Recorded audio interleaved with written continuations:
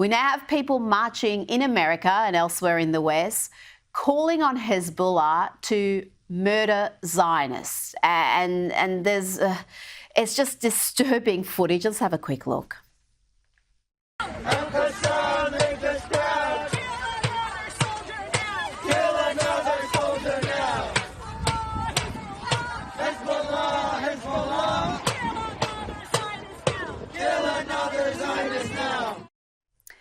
And I also want to get your reaction, Douglas, to what we've seen unfold after the rescue of those 4 hostages. So much criticism of Israel's tactics and the alleged collateral damage from the rescue mission. Was there another way for Israel to rescue its people? Should they have issued a warning, as the BBC suggested, before launching the mission? It's amazing. First of all, on the Hezbollah people, just notice again, like the KKK, these people don't have the confidence to show their faces. Isn't it interesting that they're calling for support for a genocidal terrorist organization, but weirdly they cover their faces? Maybe they're not so sure of their views. Maybe they're not so proud of them. Maybe they know that Mummy wouldn't be so proud of them. Ceasefires, clueless protests, and cosplaying genocide. Douglas Murray just ripped the mask off the madness. From Hamas ghosting ceasefire deals to Western protesters who can't even spell Zionist, this takedown is a masterclass in exposing hypocrisy. Why is Blinken negotiating like Hamas's PR manager? Why are BBC pundits treating hostage rescues like brunch RSVP? Newsflash, if you're harboring terrorists, the crossfire's on you. Now, let's talk about the Hamas-Israeli war, the US-backed ceasefire proposal. The negotiations there are continuing. Hamas has sent back an unworkable counteroffer. Even the US Secretary of State Anthony Blinken acknowledges that the war's going to go on with that unworkable counter from Hamas. They're refusing to agree to a plan that would include the release of hostages in exchange for a ceasefire. But it's worth noting, Douglas, that the Biden administration has the likes of National Security Advisor Jake Sullivan, who has said some of the amendments proposed by Hamas are minor and anticipated. It's almost like he's negotiating on their behalf. So much for not negotiating with terrorists. It seems the Biden administration has some who are negotiating on behalf of terrorists. Well, I find this latest round of peace talks to be an extraordinary set of events. Israel is trying to get the remaining hostages back. It performed, or the IDF performed, Special Forces performed an extraordinarily impressive raid this past week in which they rescued four of the poor Israelis who were stolen from the Nova Party on the 7th of October last year and have been tortured and more in captivity all the last 8 months. So the Israelis want to find a way, of course, to get the hostages back. With the Americans and other interlocutors, they've got this plan, and this plan would bring an end to the war. The ceasefire's on the damn table, but Hamas snubs it like a bad Tinder date. How predictable. Meanwhile, Western idiots march with their Free Palestine signs, but can't even bring themselves to utter Hamas's name. Here's the reality. Israel and the US crafted a deal to free hostages and pause the war, and Hamas flipped them a middle finger. Blinken's negotiating like their PR rep, and these clueless protesters still blame Israel? Absolutely brain dead. Yep. And you are going to be involved in a debate next week where you will argue that anti-Zionism is anti-Semitism. Tell me why you think that is the case, because there are many on the left in particular who argue that being anti-Israel, being anti-Zionist is not the same as being anti-Semitic. And they point often to the fact that there are prominent Jews who call themselves anti-Zionists. Yeah, I'm going to keep my powder dry for Toronto on Monday night. But it's not giving it away. I'm not giving anything away. I mean, it's a topic that's incredibly important because just look at the way in which this word Zionist is now thrown around. I mean, the disgust with which it's thrown around, the way in which this word that describes this noble and wonderful concept of Jewish statehood is being used as a slur.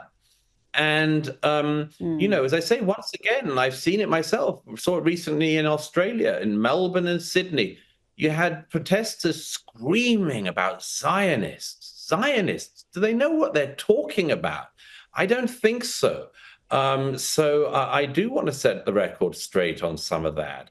I think that this is an extraordinary moment where there should be a moment of clarity in the West about this. And instead, I think that we're seeing an explosion of bigotry. And I'm looking forward to getting into the weeds in Toronto on Monday. So I think it's sold out, but anyone who wants to come to Roy Thompson Hall, perhaps they can bribe their way to get a ticket. I don't know.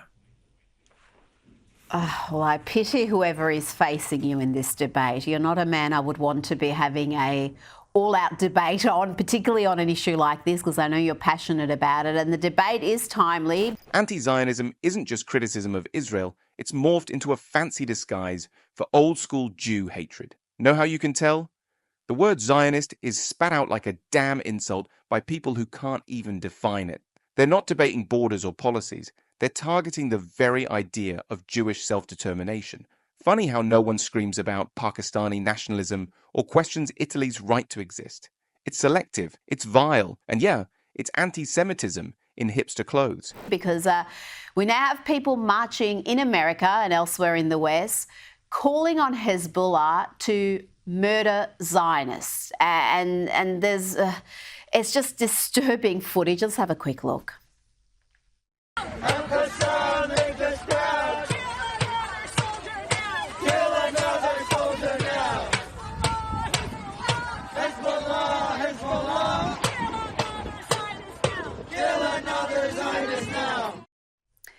And I also want to get your reaction, Douglas, to what we've seen unfold after the rescue of those 4 hostages.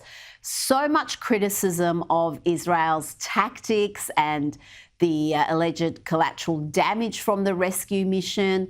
Was there another way for Israel to rescue its people? Should they have issued a warning, as the BBC suggested, before launching the mission?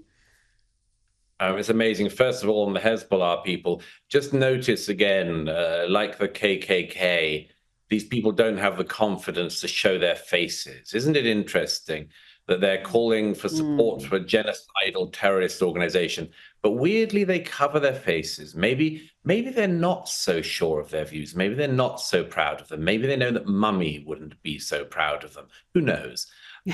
As for the sort of the raid this week, much of the media reported it as the release of 4 Israeli hostages. They weren't brave Israelis who are superbly trained went in and freed and rescued these poor 3 men and 1 woman.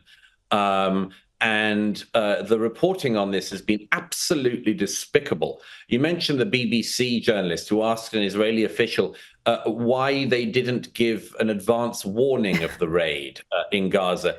I don't know. That's like asking somebody why they didn't go up to somebody and say, "I'm so sorry, I can't come to your surprise birthday party."